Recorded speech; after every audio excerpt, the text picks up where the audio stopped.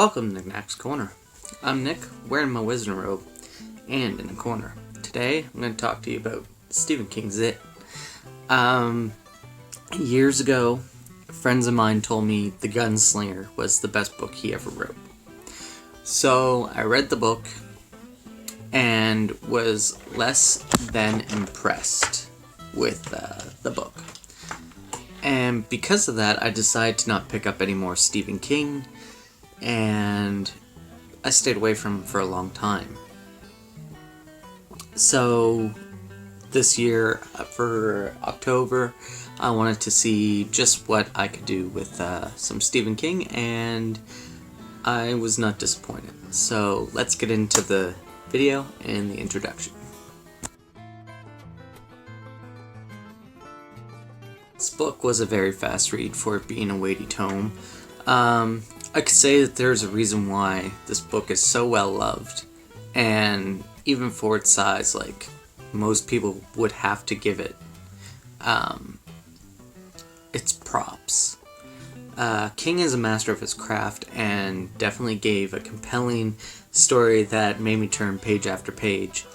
The scary parts of the books aren't even really the supernatural elements of it, it's more of the human elements. Just how humans treat each other and stuff like that. That's really the scary part. I think the whole premise of the story is that monsters are real, but it's not the monsters you think it is, it's people. Yeah.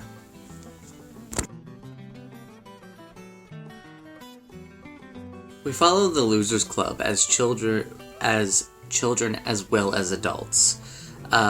Bill, Richie, Stan, Beverly, Eddie, and Mikey are all the kids that we follow, and they're the ones who are haunted by it. Bill has a direct connection with it as it had eaten his young brother Georgie, and kind of sets in motion this whole revenge plot that is very fun to follow. We get to see Pennywise the dancing clown, and sometimes he's a leper, and sometimes he's dead children. It is called It for a reason, because it is not any one thing, it is whatever you are afraid of. And it uses fear to terrorize its victims and to eat their souls, essentially. But the Losers Club band together to stand up not only to it, but as well to the local bullies, who are very violent, and the adults seem to be under its spell, and because the adults seem to turn a blind eye quite often to what's going on around the kids, and Derry, Maine seems to have a higher percentage of deaths than any other town in the United States, and I find that quite interesting in the book.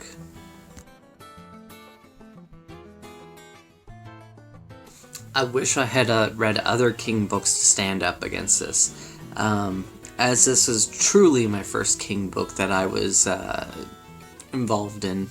Like, I was really into this book when I read it, and it captured my attention, and I'm gonna brag and tell everyone about how well it is and how good it is, that they should go and read it. King made sure to keep his audience engaged, as well as turning every page because you want to know what's going to happen next. It's fast-paced and makes you really compelled to continue on, and even when things disturb you and you have to stop for a minute, I was expecting to be scared, but for me, the scariness definitely wasn't the supernatural elements, and I remember slight bullying as kids, not nearly as bad as what these kids have in theirs, but enough to make, feel it and understand it. I was able to connect with every single loser, and King did an amazing job at building character and delivering on a story that can be readapted as many times as someone would like to, and it would still not properly be done. But I don't think I would want to see everything in that book come to life, because it's pretty disturbing at times.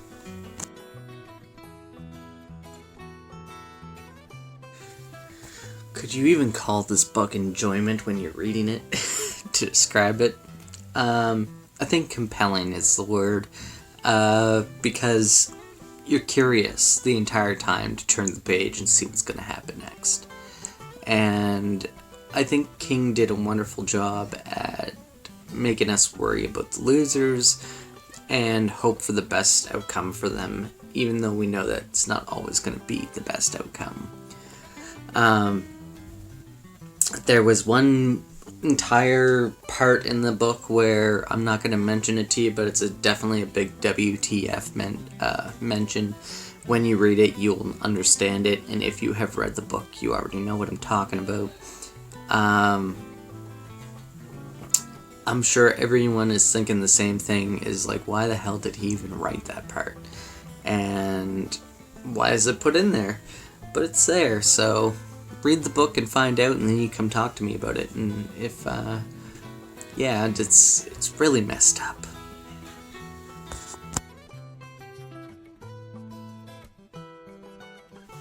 In it, King does an amazing job at storytelling and convincing us to continue on, as it's a must to find out the end of the story. He does a wonderful job at using eldritch horror, which is what Lovecraft used for like the Great Clue and stuff like that. It's something he used to fill in his horror elements, and it was wonderful to see it and done so well, because the eldritch horror side of the story is very interesting, especially if you've read any of Lovecraft stuff. But I think the best part about this was King's study of human nature in horror and fiction, because he definitely brought a bunch of stuff to the forefront that I think at the time was hardly spoken about. And the thing is, this book stands up so well to the test of time. Now, there are a lot of slurs and stuff going on inside the book, which is hard to read at times. And for people who really don't like that, are probably not going to enjoy it. But it does give the element of feeling uncomfortable when those come up. He doesn't use them all the time, scattered throughout the entire book, as like a racist story. He uses it in character, with characters who are racist and things like that, and makes you kind of sit there and wonder a little bit on why these kids turned out like this and other kids turned out better. And it usually has to be rooted within the home, and he shows that, and I think that is a wonderful job. And as much as they are uncomfortable to read, they are an element to the story that gives it that horror element at this point in time, I think.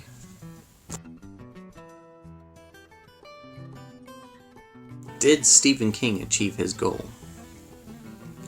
Yes, there is a reason this book is so popular. There's a reason this book that is very large is very loved. It's a big book. It's a really good book. And I just really think that it's a great story of human nature, both good and bad. The losers show us unconditional love, and it shows us fear and pain. It's definitely something that I am going to continue to recommend, which brings us to our next section.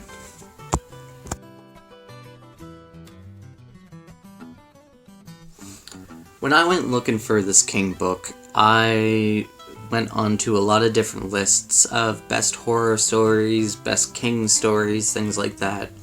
And on every top 3 and top 5 King list, it was on there. Every single one of them. And so I was like, if a book that huge is that popular and it's one of his best books, I want to read it. So I picked it up, read it, and I'm quite amazed by it and how much I enjoy it. I would recommend this book to anyone who loves eldritch horror, who loves other King books, I'm guessing. Horror, clown books, fiction with coming-of-age stories. And if you ever grew up with bullies just to, like, not to relive it, but if you're looking for a story that's going to give you a little bit of fear, I think it can do the job pretty well. I'm going to be telling everyone about this book for some time. It's probably going to be one of my favorite books I read in 2019. And maybe in January I'll do a list of my top 10 favorite books I read in 2019. We'll see.